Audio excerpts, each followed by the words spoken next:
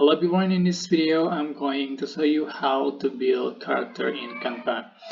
For example, I'm going to create a new design. Click create a design here and I select font wallpaper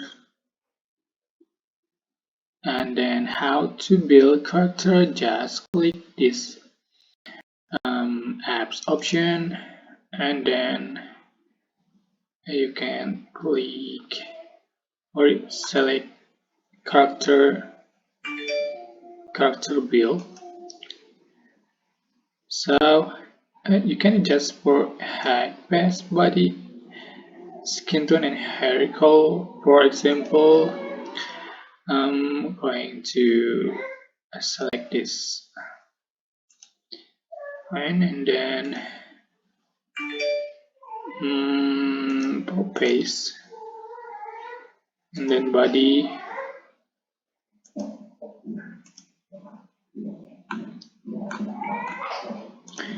Again, this is your like skin tone and hair color like this. So down like this.